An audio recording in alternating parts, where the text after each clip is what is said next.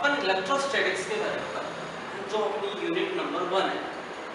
उसमें अपन स्टडी करेंगे study of interaction and electric effects due to static charges.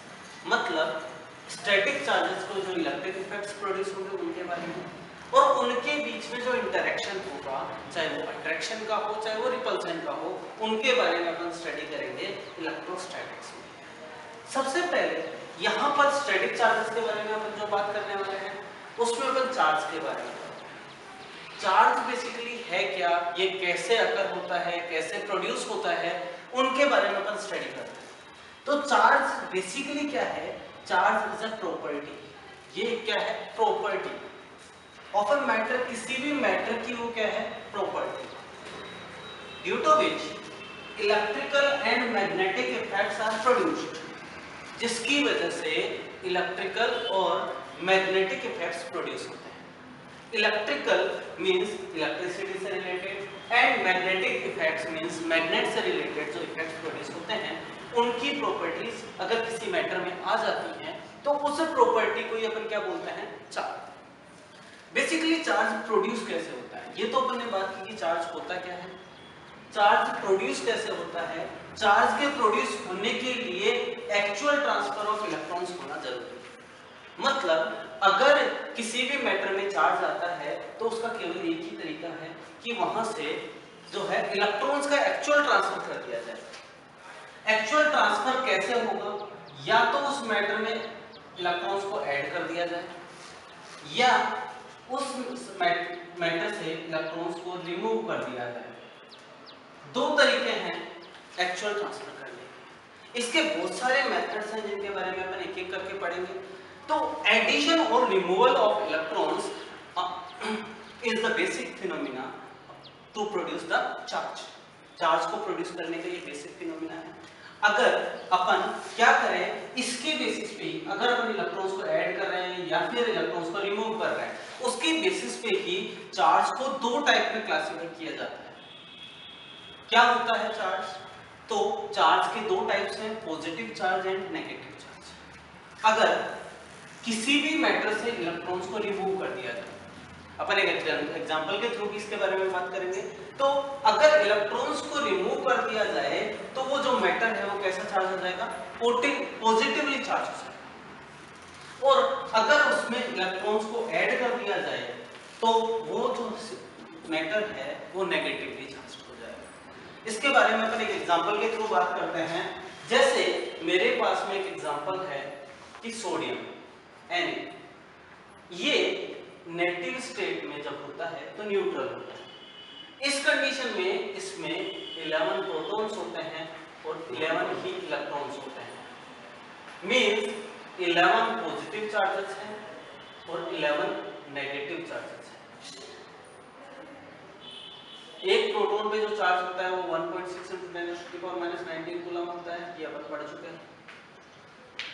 और एक जो है एक इलेक्ट्रॉन पे भी माइनस का चार्ज होता है 1.6 × 10⁻⁻19 कूलम, जो कि यहाँ पर लिखा हुआ है इलेक्ट्रॉन का चार्ज और प्रोटॉन का चार्ज। यहाँ पर अगर अपन देखें कि न्यूट्रल कंडीशन में है, ये प्लस का चार्ज है इसमें और ये माइनस का चार्ज है, अगर दोनों को ऐड करेंगे तो चार्ज कितना दे देगा? 0।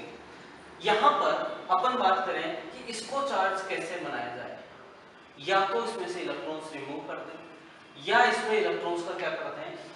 एडिशन करते हैं। क्योंकि अपन प्रोटॉन को हटा नहीं सकते या उनको इंक्रीज नहीं कर सकते।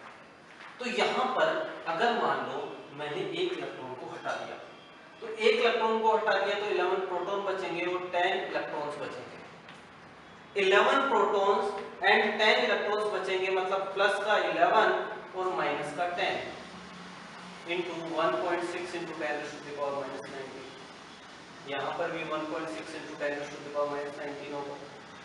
यहाँ पर अगर इन दोनों को अपन ऐड करेंगे तो अपने पास में प्लस का 1.6 × 10⁻⁻19 कूलम बचेगा, जो ये बताएगा कि ये सब्सटेंस जो है सोडियम जो है वो चार्ज हो चुका है। और कैसा चार्ज हो चुका है? पॉजिटिव, जब अपन ने इसको रिमूव कर दिया। अगर मान लो अपन इसको एक एडिशन देते हैं, इलेक्ट्रॉन ऐड कर दें इसमें, तो बचेगा 11 प्रोटॉन और 12 इलेक्ट्रॉन्स। मतलब अपने पास में प्लस का 11 into 1.6 into 10⁻⁻19 कूलम प्लस का है, माइनस का 12 into 1.6 into 10⁻⁻19 कूलम माइनस का है। अगर इन दोनों को ऐड करेंगे तो मेरे पास 1.6 into 10⁻⁻19 कूलम बचेगा। इसका मतलब मेरे पास में जो चार्ज आया है वो कैसा चार्ज आ गया? नेगेटिव का चार्ज आ गया। मींस अगर अपन इलेक्ट्रॉन्स ऐड करते हैं तो नेगेटिव चार्ज आता है और इलेक्ट्रॉन्स रिमूव करते हैं तो मेरे पास में पॉजिटिव चार्ज आता है। तो वही वाली चीज कि removal of electron gives us positive charge and removal addition of electron gives us negative charge. तो ये वाली चीज जो है वो वाली चीज आप लोगों को पता होनी चाहिए। अब एक बात देखें कि removal of electrons and addition of electrons, मेरे से इक्वेशन पूछा जाता है मिनिमम चार्ज कितना पॉसिबल है, किसी भी सब्सटेंस पे मिनिमम चार्ज कितना पॉसिबल है। तो अपन ये चीज देखते हैं कि इलेक्ट्रॉन के लिए या चार्ज बनाने के लिए इलेक्ट्रॉन का रिमूवल और एडिशन होना चाहिए। तो मिनिमम अमाउंट ऑफ रिमूवल या मिनिमम अमाउंट ऑफ एडिशन कितना हो सकता है? तो वो हो सकता है 1 इलेक्ट्रॉन का या तो रिमूवल हो सकता है या फिर 1 इलेक्ट्रॉन का एडिशन हो सकता है। तो इस बेस पे अपन क्या कह सकते हैं कि यहाँ पर जब मैंने एक इलेक्ट्रॉन को रिमूव किया था तो मेरे पास प्लस का 1.6 into 10⁻⁻19 आया था, और जब मैंने एक इलेक्ट्रॉन का एडिशन किया था तो माइनस का 1.6 आया।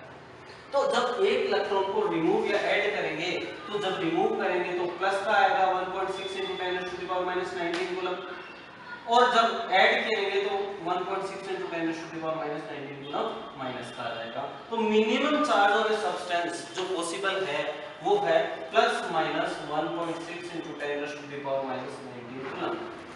इतना चार्ज मिनिमम पॉसिबल है, इससे कम चार्ज किसी भी सब्सटेंस पे नहीं आ सकता। ठीक है। नेक्स्ट अगर अपन बात करें कि मेरे पास में दो टाइप के चार्जेस जो हैं वो हैं fundamental charges and derived charges. Fundamental charges मतलब जो बाय डिफॉल्ट चार्ज हैं उनको मुझे एक्सटर्नली चार्ज करने की जरूरत नहीं है। तो अपने पास में किसी भी एटम में दो टाइप के ऐसे पार्टिकल्स होते हैं जो अपने आप में चार्ज होते हैं, एक इलेक्ट्रॉन जो नेगेटिवली चार्ज होता है, एक प्रोटॉन जो पॉजिटिवली चार्ज होता है। इसका मतलब ये दोनों ऐसे पार्टिकल्स हैं जिनको चार्ज करने की जरूरत नहीं है, ये बाय डिफॉल्ट चार्ज हैं, इसलिए अपन उनको क्या बोलते हैं? फंडामेंटल।